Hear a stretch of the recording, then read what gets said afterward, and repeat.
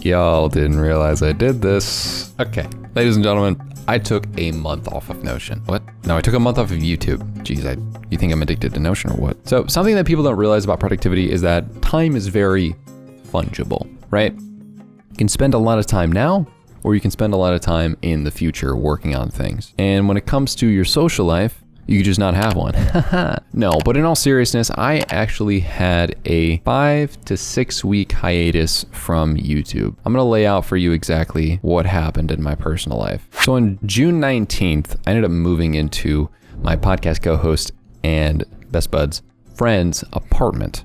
And this was after I had spent a while getting a lot of videos done. When I left to go on this trip, I had all the videos up to August 14th scheduled. So what you just heard was that I had from June 19th to August 14th scheduled.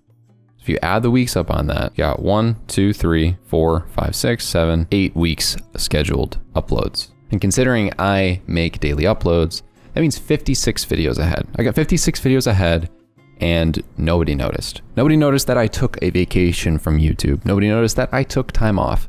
I'm a fundamental believer that the difference between being in consistent workflow and taking time off is pretty large, but the effort that it takes to get ahead on the workflow is marginal. So when you're in a consistent workflow like I was with making videos, all I did was make a little bit more here and there. And leading up to the June 19th exit date, I just made a couple more videos a week the last few weeks. And then bada bing, bada boom, I took 5 weeks off of recording because I just started recording like last week and it is August 6th right now. I even had time to go to Oregon to watch one of my favorite things of all time, which was the World Track Championships. And I've never had an experience like that before. I was able to spend time with my dad for that week and go and take a trip with him. And I still didn't miss any uploads. The whole purpose of this video is to kind of explain the fact that when it comes to work that you can get ahead on, you can get ahead on it and nobody will notice. And when people talk about things like,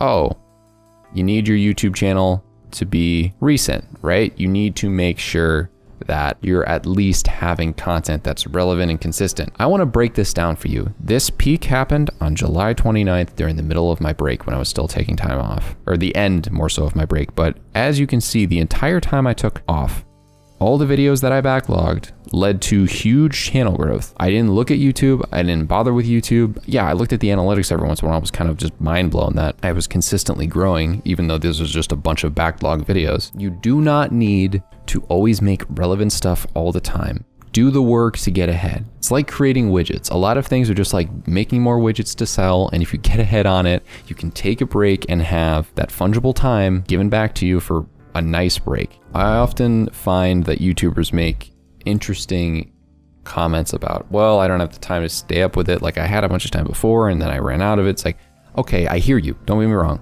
A lot of this came from the fact that I get up early and like no one wants to get up at 4:30 or 5 in the morning. I get that. But if you just do that in certain types of content structures and certain type of work, you can chip away and get ahead and get ahead and get ahead and then take a huge break. I had a huge YouTube vacation and I post daily.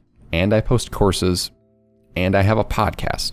I did the same exact thing for my podcast. I took a giant break from it outside of recording it with my friend, but for the small uploads that I do once a week where I do a 5-minute voice recording, I was scheduled out for 8 weeks. My newsletter was scheduled out for 8 weeks. I just chipped away and got ahead.